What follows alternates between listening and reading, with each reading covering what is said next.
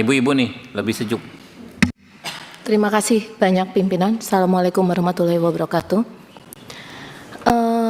Bapak-bapak dan ibu-ibu penegak hukum di sini, saya tuh cuma penasaran, saya nggak bicara sebagai saya anggota DPR RI di sini.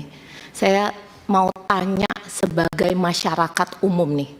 Karena kan Bapak dan Ibu di sini adalah penegak hukum yang tugasnya itu adalah melindungi, membuat nyaman masyarakat, ya kan, menjaga keselamatan masyarakat, kenyamanannya juga.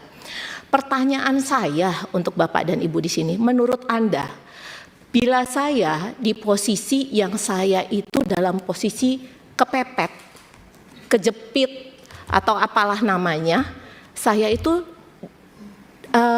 dalam situasi menghadapi kejahatan, ya kan? Dan saya itu punya kesempatan karena di situ tidak ada penegak hukum yang bisa dimintai bantuan atau polisi ada di tempat. Menurut Bapak dan Ibu, apa yang saya bisa lakukan sementara sebenarnya saya punya kesempatan? Misalnya saya bawa mobil, dia bawa mobil, dia melakukan kejahatan, terus saya kejar, gitu kan? Atau dalam situasi bagaimana sebaiknya saya melindungi diri saya atau saya punya kesempatan untuk membela diri tanpa saya juga tanpa mengabaikan keselamatan si penjahat. Jadi saya lagi bingung untuk menyelamatkan diri saya, tapi saya juga harus memikirkan cara untuk saya membela diri jangan sampai si penjahat ini terluka atau bagaimana? Caranya bagaimana itu? Coba saya butuh saran. Nanti kalau saya kejar, dia misal pakai mobil, saya pakai mobil, saya kejar nih, gitu kan? Di depan ada jurang, dia nggak ngerem, dia masuk jurang, mati. Saya yang disalahin, atau gimana nih? Nah itu saya butuh nih, saya butuh penjelasan dan penerangan seterang-terangnya supaya saya nggak salah dalam membela diri saya. Kalau saya dalam situasi kepepet atau ada penjahat atau apalah. Sebagai masyarakat hukum, saya butuh jawaban nih dari bapak-bapak dan ibu-ibu penegak hukum di sini.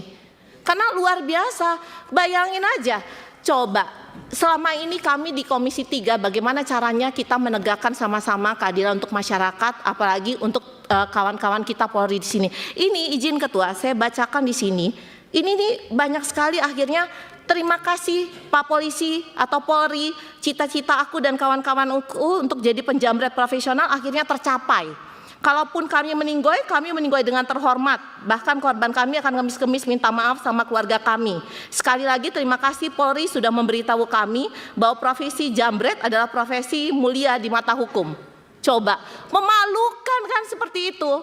Jadi tolonglah apa yang kita lakukan di sini, apa yang kita tindak di sini, cobalah berpikir dengan baik dan benar. Jangan mendengar atau melakukan hal-hal sebelum berpikir yang jernih. Dan saya butuh jawaban tuh, apa yang mesti saya lakukan kalau saya kepepet dengan tetap menjaga keselamatan si penjahat. Ayo Bapak dan Ibu di sini, Bapak jaksa. Nanti Ibu ditanggapi Bu, nggak apa-apa. Iya. Terima kasih banyak, itu aja dari saya. Ya. Assalamualaikum warahmatullahi wabarakatuh. Waalaikumsalam. Pak Nabil silakan. Pak Nabil kemudian Pak Martin. Assalamualaikum warahmatullahi wabarakatuh. Terima kasih pimpinan yang kami hormatin dan para anggota Komisi 3 serta tamu undangan. Setelah saya mendengarkan tadi penjelasan semua, menurut saya Pak Hogi ini tidak ada niatan membunuh, namun dia sebagai suami yang baik melindungi istrinya dengan tujuan menghentikan si penjamret. Semua tahu namanya jambret itu adalah satu tindakan yang jahat ya. Dan kita usul seperti yang tadi senior-senior sampaikan, yang mana kasus ini lebih baik dihentikan karena tidak ada unsur pidana. Jadi saya pikir itu sudah sangat jelas. Terima kasih. Assalamualaikum warahmatullahi wabarakatuh. Pak Martin.